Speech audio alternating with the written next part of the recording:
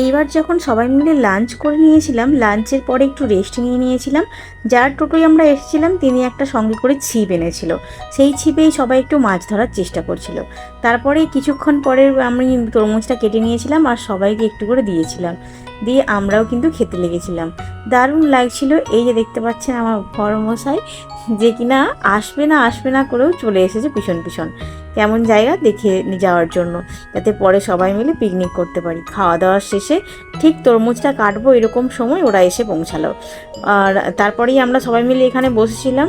কিছুক্ষণ বসার পরেই এদিক ওদিক ঘুরে তরমুজ খেয়ে তারপর ব্যাগ ট্যাগ সব কিছু জিনিসপত্র গুছিয়ে নিয়েছিলাম। গুছিয়ে নেওয়ার পরে এই যে পেতে রেখেছিলাম শাড়িটা দেখতে পাচ্ছ, এটা একটা বিশেষ প্ল্যান করে এনেছিলাম। প্ল্যানটা কি বলতো, এই শাড়িটা দিয়ে না আমি গাছের মধ্যে বেঁধে দোলনা করবো বলে এনেছিলাম।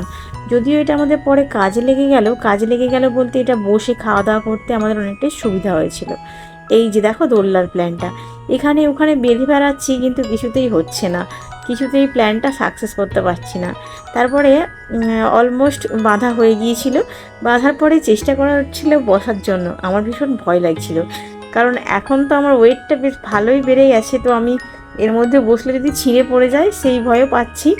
কিন্তু আগে বাঁধা টাঁধার পরে চেষ্টা করছিলাম একটু একটু বসার, ভয় ভয় পেয়ে পেয়ে কিন্তু বসেই পড়েছিলাম ফাইনালি। আর ওটা ছিঁড়েও পড়ছিল না। আমাকে দেখে বাকিরা খুব সাহস পেয়েছিল, সবাই একটু একটু করে বসে দোল খেয়েছিল।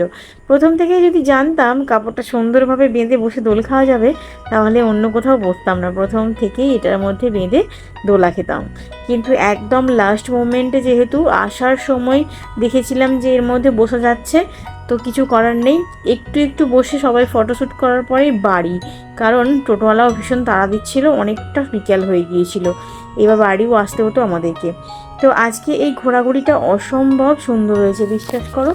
এত সুন্দর জায়গা, তোমরাও মাঝে মধ্যে যারা প্রতিদিন কাজের ভাগ করে একটু করে সময় পাও, ধরো সপ্তাহে একদিন, তারা কিন্তু অবশ্যই বেরিয়ে যেতে পারো একটা করে ট্রিপে।